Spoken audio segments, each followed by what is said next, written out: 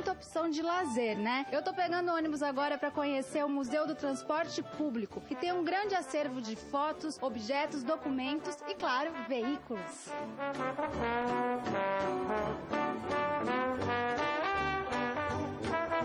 Quando que surgiu a necessidade de ter um museu falando de transporte público, Henrique? Essa história começou pelo fim, 1968, com o término do transporte por bondes em São Paulo.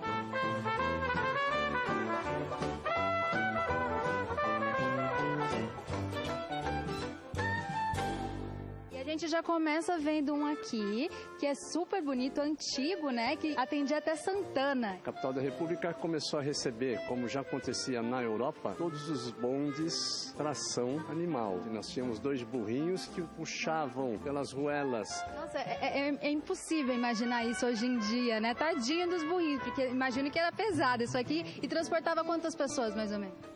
Em média, 10 pessoas. Dizia-se que quando você tinha subir alguma coisa, todos os passageiros desciam, ou boa parte deles desciam, e ajudavam a empurrar esse bonde que era todo pesadão. Para não sobrecarregar, né, os burrinhos.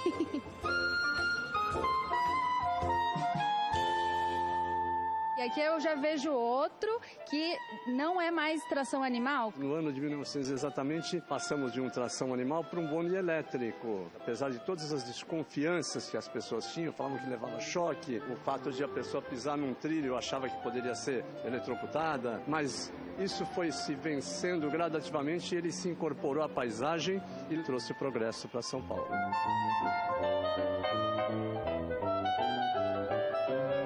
Agora a gente já vê uns veículos mais modernos, né? Tô vendo um vermelhinho aqui e esse aqui que é executivo, é isso? Qual a história desses dois aqui?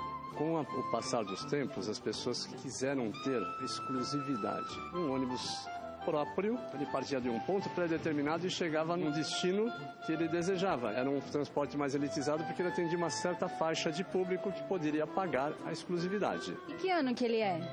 Esse é dos anos 70.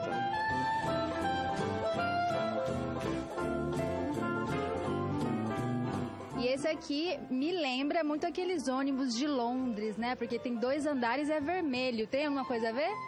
Sim. Na época, o então prefeito de São Paulo, Jânio Quadros, que foi ex-presidente, ele ficou encantado com uma visita a Londres e quis implantar em São Paulo. Você já andou nesse daqui, nesse vermelho? Sim, sim. Todos queriam ficar na parte de cima porque queriam estar vendo com mais exclusividade os pontos turísticos de São Paulo.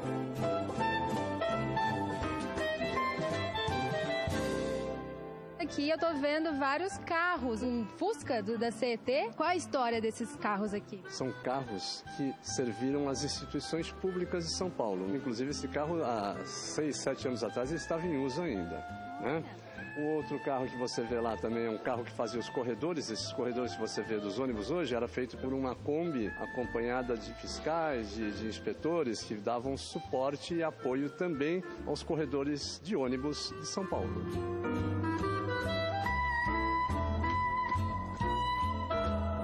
E aquele preto ali, o grandão? É um Galaxy que tem uma super história. Serviu ao prefeito Jânio Quadros. Ele entregava pessoalmente os bilhetinhos para os motoristas que infringiam as leis de trânsito. Então olhava um carro desse e já estava com medo. Ih, já fiz coisa errada, né? Era exclusivo do prefeito, mas ele tem algumas histórias curiosas que ele atendeu até o Nelson Mandela, que veio fazer uma visita diplomática e foi transportado para essa visita por este carro.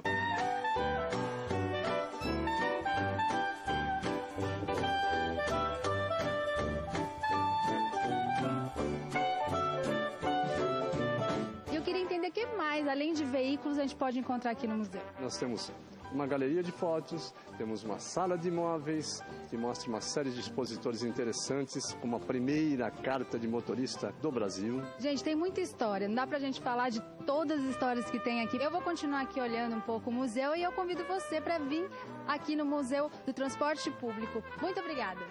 Você.